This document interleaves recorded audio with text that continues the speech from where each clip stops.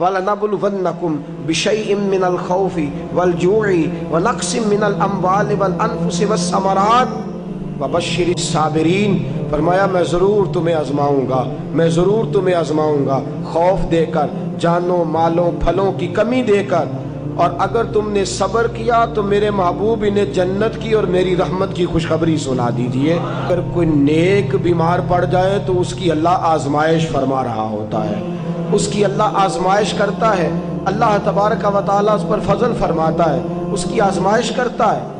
پھر ان مصیبتوں پر جو شخص صبر کرے، رب فرماتا ہے اگر میری رضا پہ راضی ہو گیا تو ان اللہ مع الصابرین، باقی نیکیوں پر میں ثواب دیتا ہوں، اور جو کوئی صبر کرتا ہے رب فرماتا ہے میں اس کا بن جایا کرتا ہوں، صبر کرنے والوں کے ساتھ ہو جاتا ہوں۔ اور جب اللہ آزمائش ڈالتا ہے نا تو جو کام سیدھے ہوتے ہیں وہ بھی الٹے ہونے شروع ہو جاتے ہیں۔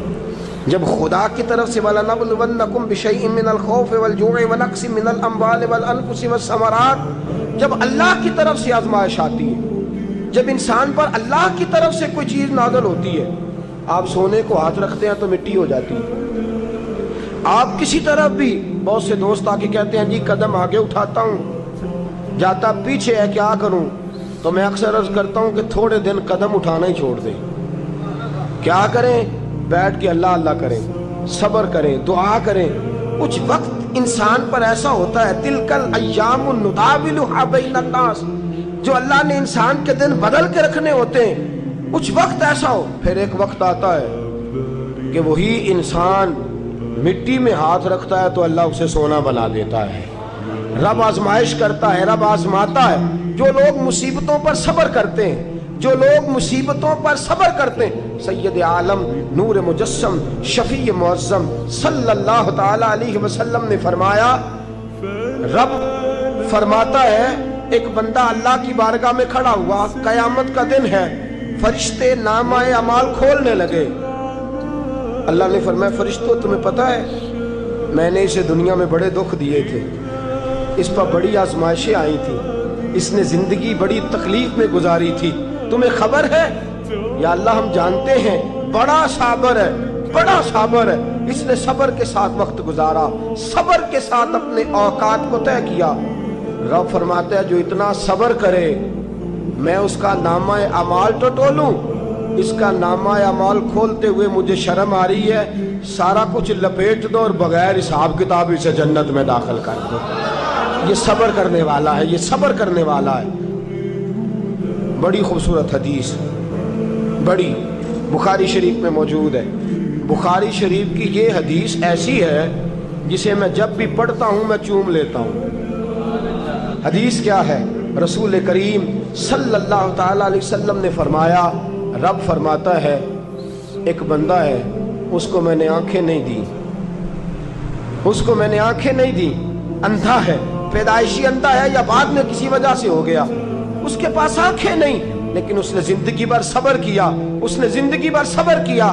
صبح قیامت وہ کھڑا ہوا تو رب کریم نے فرشتوں سے فرمایا، فرشتوں اس کو میں نے آنکھیں نہیں دی، بیچارہ نہ بیٹی دیکھ سکا نہ بیٹا، نہ باپ دیکھ سکا نہ ماں، یہ کوئی دنیا کا نظارہ نہیں کر سکا، تم بتاؤ اس کا اجر کیا ہے؟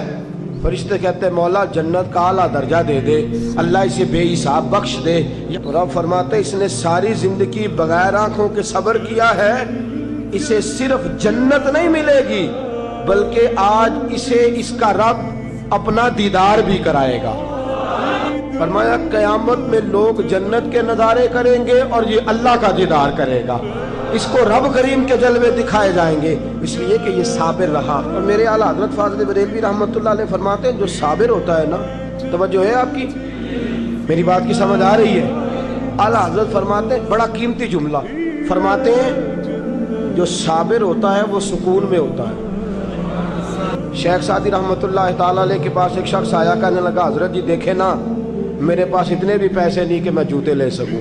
وہ فرمایا صبر کر اللہ دے گا۔ کہنے لگا جی صبر ہی کیا ساری عمر، اس نے جوتے لینے کے برابر بھی پیسے نہیں دیے، ننگے پاؤں پھر رہا ہوں۔ شیخ سعدی رحمۃ اللہ تعالیٰ علیہ نے اس کا بازو تھاما، ایک گھر میں لے گئے، دروازے پہ دستک دی، گھر کا مالک باہر آیا، اس نے دونوں طرف بیساکھیاں پکڑی ہوئی ہیں، ٹانگیں تو ہیں پر پیر ہی کوئی نہیں۔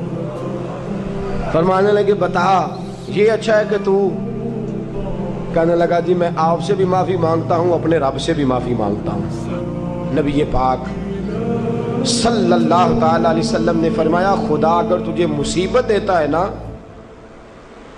اور ان مصیبتوں پر جب اللہ تجھے قیامت میں اجر دے گا تو تیرا دل چاہے گا کاش سکون ہوتا ہی نہ، آزمائشیں ہی آزمائشیں ہوتی، تو وہ اجر دیکھے گا۔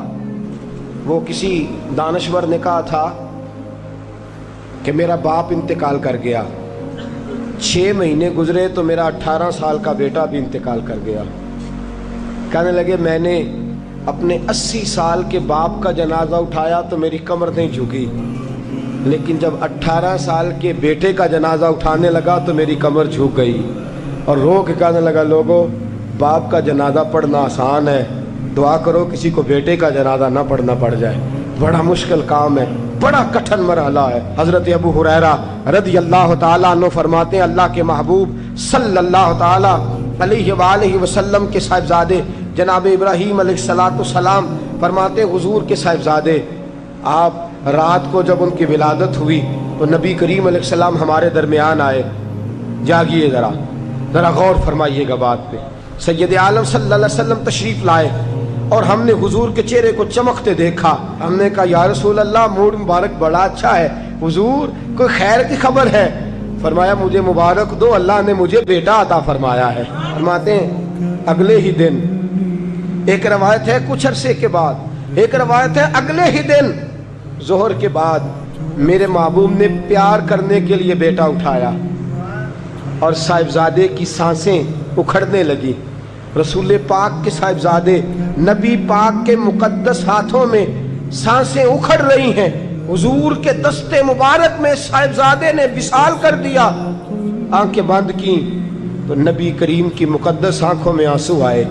رات خوشی تھی، رات حضور مبارکیں وصول کر رہے تھے، رات مسکرا رہے تھے، ایک ہی تو رات گزری ہے، 24 ہی تو گھنٹے ہوئے ہیں، آنکھوں میں آنسو بھر آئے ہیں۔ حضرت عبداللہ ابن عمر رضی اللہ تعالیٰ عنہ عرض کرتے ہیں یا رسول اللہ آپ رو رہے ہیں؟ حضور صاحبزادے کا انتقال ہوا تو رو رہے ہیں؟ نبی رحمت صلی اللہ تعالیٰ علیہ وسلم نے فرمایا عبداللہ دل میرا غمزدہ ہے، آنکھوں میں آنسو ہیں، پر میں اپنی زبان سے وہی جملے کہوں گا جس سے میرا اللہ راضی ہوگا، میں کوئی بے صبری والی بات نہیں کروں گا۔ اور یاد رکھیے مصیبتیں اللہ کے پیاروں